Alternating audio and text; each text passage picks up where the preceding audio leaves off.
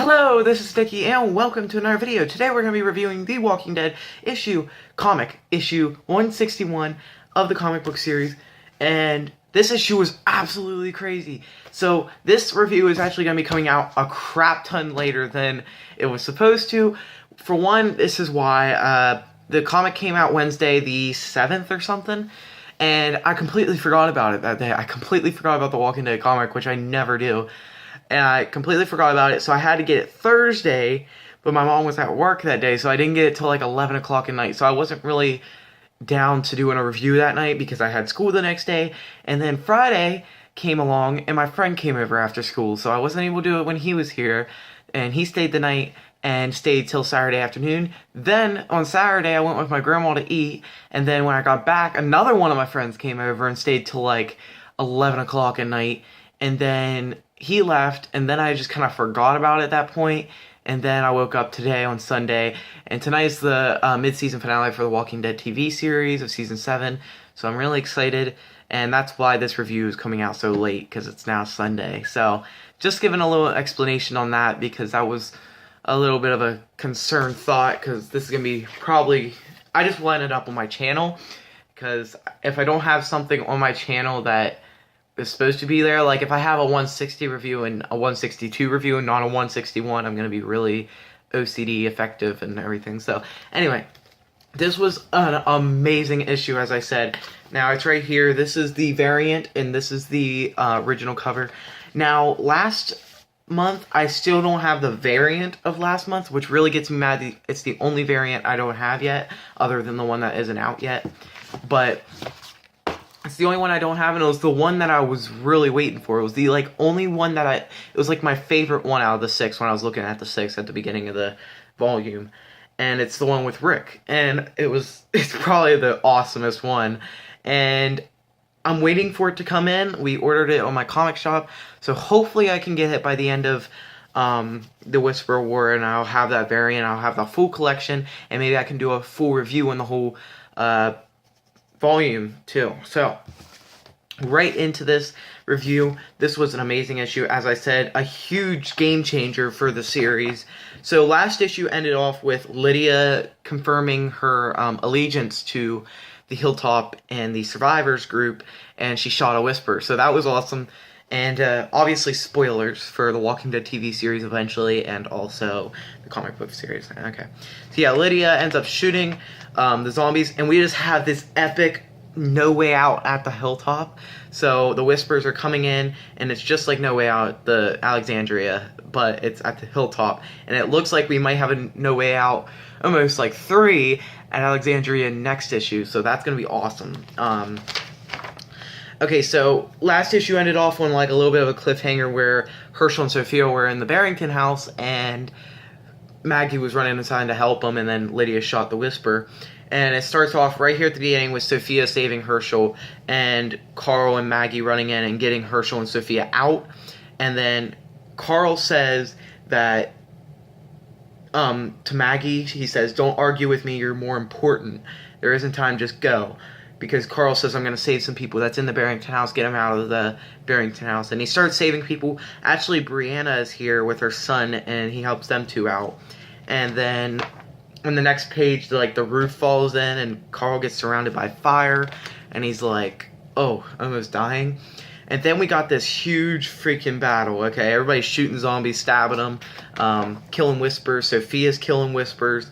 And then we got the scene with Carl still in the house with the fire all around him, and then Aaron saves him and says, "I'm going to bust my stitches for you." And then gets Carl out of the Barrington house, gets him to Dr. Carson, and Dr. Carson gets Carl back up and running. And then we got Dante and Maggie and Sophia fighting, and then this page right here, look at this. That is the Hilltop gone. Completely destroyed. The Hilltop is gone. You can see right here, the Barrington house is done. We've got all the little shops over here, then we got all the Whispers and the zombies here. So that's a huge game changer, because the Hilltop just recently came in the TV show. It's weird how all this timing's coming out. Negan came into the TV show and killed Glenn, and then in the comic book series, around the same time, Lucille broke, And now we've got the Hilltop coming into the show, like its main story kind of coming in. And then we see it die in the comic. So it's like, it's perfect how it's like paralleling each other, but it's destroying things. Like Alexandria right now is being taken over by Negan, and soon it almost looks like that the Saviors are going to be another threat again, but not by Negan. So it looks like that, and I'll discuss that at the end of this. So we've got a line by Maggie saying, "Die, die," just yelling at zombies. Now this next page, I think, yeah, it's the next page. So this picture is literally one of my favorite portraits of the Walking Dead comic book. I remember reading this Thursday and, like, just staring at it for a couple minutes. Like, this picture was so awesome. It's Maggie and Herschel, and I hope they parallel this in the show when they get to it. If they get to it. Because if they do the Whisper War, they better be paralleling that view with her and Herschel. It's just too perfect for them not to do it, and it's just awesome. I just can't wait to see these things in the show. So, we got Beta, and still won't take off his mask. I'm guessing we're probably going to see his face next issue, which would be pretty cool. We've got the Kingdom being warned about the Hilltop being taken down. We got William. Is it William? No, it's not William. It's Vincent. Vincent getting back with Rick and telling them about the Saviors, kind of like not wanting to be with them. We got some stuff with like Magnus Group and like what's her name? Kelly? Is it Kelly? No, Connie. Connie gets bit and then they have to chop her arm off, which was ew. Now this was pretty funny. So Dwight goes up to Negan and asks why you, like, Negan's still sitting there with Lucille crying over, and Dwight's like, "You're still crying over a piece of wood," and Negan says, "You'll never understand what she represented to me, why she meant so much." And then Dwight calls him a lunatic. So that was pretty cool seeing that. And I hope we get some Maggie and Negan action. That would be so cool to see them two kind of get together, almost like maybe him help her or something in some way. Now, I think I missed this page when I first read it, so I actually just read it again before this review, so I had a little bit of a fresh thought on it. So, this is Beta, and he says, "Look at them." Or no, this is a Whisper saying this. "Look at them. They think they've already won." And Beta says, "They haven't. Have they?" And then, or no, he doesn't say that. And then Beta says, "No." And then Beta says, "Help me to my feet. We must return to the camp. It is time to end this." And then we got a little good speech with Eugene about making bullets, and that's like their only cost to living. Like, that is their purpose of being here. And it is true. Then we got this little tea and coffee talk with Rick and Andrea. I just think they're perfect together. It just looks so good on the pages. And I wish they would have kept Andrea alive for this, because she's just so perfect in the comics, and I just love her character. It's just perfect. I don't know, they just look perfect together. I don't know why, but they do. Like this picture right here of them sitting down talking to each other, that just looks like a perfect couple right there. I don't know, I just love that. Then we got some stuff with Sherry and Tara, which is not the Tara from the TV show, it's Tara from the comic book, which is a savior person. And they actually have her in the show, but they switched her name around and made it a rat, because Tara backwards is a rat. We've seen her in episode 4. And she's here with Sherry, and Sherry says, "Tara, please, let me make something completely clear." And the Saviors is like turning their back on Rick, or on the survivors, so that's pretty crazy. But Sherry says, "I believe in Rick Grimes. They're going to win. It may be hard. A bunch of them might die, but they're going to win. That's what Rick Grimes does. And when it's all over and all the Whispers are dead and Rick and his people are weak and weary, we'll take over whatever is left." So she's saying basically after the Whisper War, when the Whispers kill a bunch of Rick's people, when Rick's group is at their weakest point, Sherry is going to take over the Saviors and basically just take out Rick's group. So it's a little bit cheesy the way Sherry's going to do that, but I think it's going to be awesome. They're setting up storylines after that. I didn't even think of this happening, but that's really cool that we were going to have like almost a Saviors against the Survivors part 2, but Negan's not in charge. He's more on Rick's side than on the Saviors side. So it's really interesting the way that's happening. Just saying, because of the TV show right now, just introducing the Saviors and showing them in their first point with Negan. And Negan's just such an awesome character. Next issue's gonna be awesome. The variant is actually Negan, and his hands are all bloody. And that's the last part of the Whisper War. Now, I've seen a couple of YouTubers say this, and